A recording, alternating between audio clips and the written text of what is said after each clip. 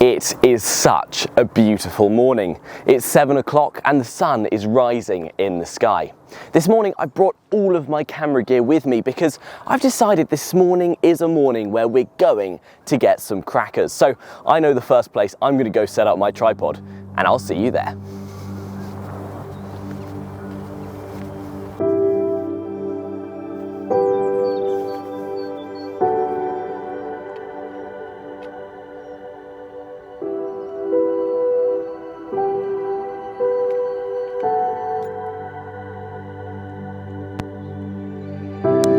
And now we're all set in POV mode. Let's go get some photos.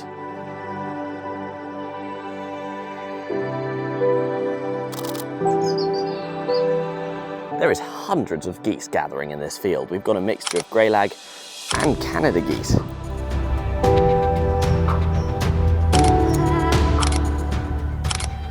Now the hundreds of geese are gathering in this field behind me, and the lighting is not ideal. I talk about this a lot in my videos, but I've got the sun in front of me, which means I'm actually shooting into the sun. I can't use its light for these photos. However, for this opportunity with the birds coming in, they're coming in with their wings spread. And that means that having the sun shining through their feathers actually lights up the colors. There's kind of a haze over the field. It's early in the morning. There's a bit of a mist. And the atmosphere being created is really cool. That's also being added to the fact that I'm kind of shooting through this hedgerow. I don't have too many clear shots, so the hedgerow may be blurred out in places.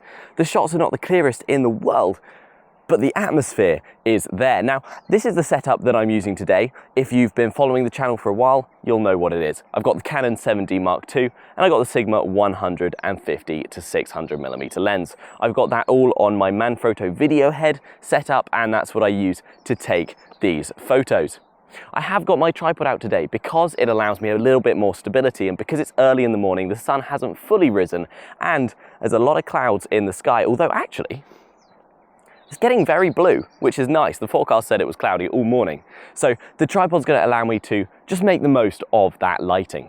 In this field just ahead of me, there's a bunch of little birds. I believe there's quite a few linnets in amongst this kind of field. And you can see there's grass, but there's also like little sunflowers and some beautiful colors in amongst this kind of field. And there's lots of little birds coming in now. Now, when I first arrived, I kind of spooked a bunch of these birds and they all flew away. But now that I've been here a little while, the birds seem to have calmed down and they're now coming back in numbers. This is actually beautiful. Now, when I was shooting the geese, I was using a shutter speed of around 1,000. I'd want to go up a little bit more than that, but because of the lighting this morning, 1,000 was just about good enough. However, these linnets are slightly further away, and because they're smaller, I want clearer photos. I want photos without grain. I'm looking for a crisp photo. And so I've actually brought my shutter speed down, which I know sounds counterintuitive, but by bringing it down, it means that there can be more light in the camera. More light means less grain, which hopefully means a clearer image. I'm currently in one of those places where I'm in my head about what I should do. I can still hear the flock of birds, but they're not here right now. But there's every chance they could come back, and if they did, this is the perfect lighting to get some awesome photos. The way that the flowers, especially these sunflowers, are showing the yellow through the petals is just beautiful. But the birds aren't here. And so in my head, I'm like, I should go and find some other wildlife so I can use this beautiful lighting on some other wildlife. And this is a huge thing with wildlife photography, that you've got these kind of odds that you've got to weigh up to go, well, I've got beautiful lighting here and a chance that the wildlife could come. But if the wildlife doesn't come, should I take odds on moving and finding wildlife somewhere else? I really don't know. But it gets in your head, because if I make the wrong decision, I could spend all morning and get hardly any photos. But moving away from thinking in my head, let's think on my head. You may have noticed I have this camo beanie, which is super great for keeping yourself low-key when out in wildlife. I'm wearing a green sweater, I've got my camo trousers on, and I've got a camo beanie to top it all off. It's something which means the wildlife is going to be slightly less aware of my presence. And even better, you can get yourself one of these beanies, because I hand make them in my own time. I crochet the camo beanies. They're super cozy, and with winter coming up, or autumn, I mean, even this morning, where it's the end of summer, but this morning was very chilly, it's worth getting your hands on one. So the link will be in the description. It really helps the channel, it helps me out, and it's a handmade product from me. So hey, why not click that link? Go check them out for yourself. While we're waiting, we've got a kestrel up on these TV lines.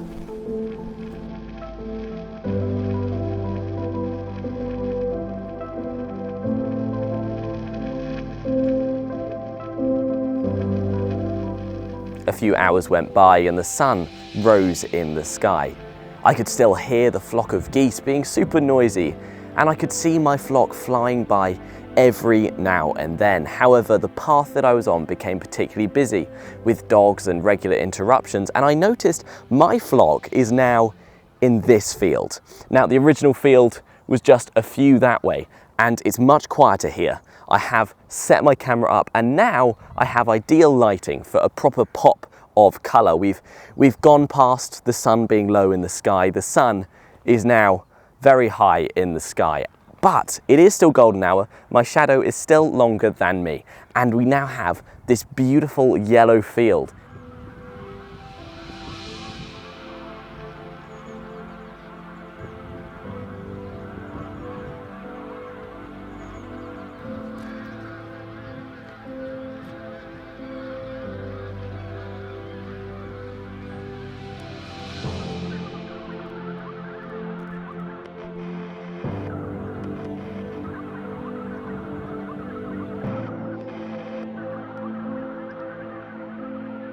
It is always worth it.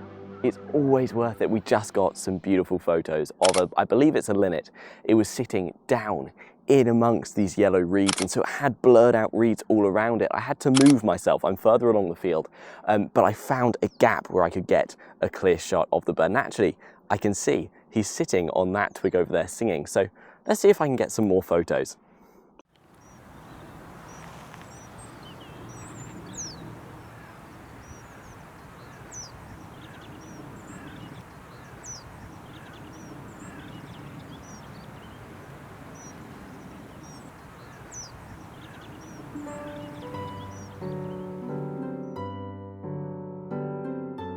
Ah,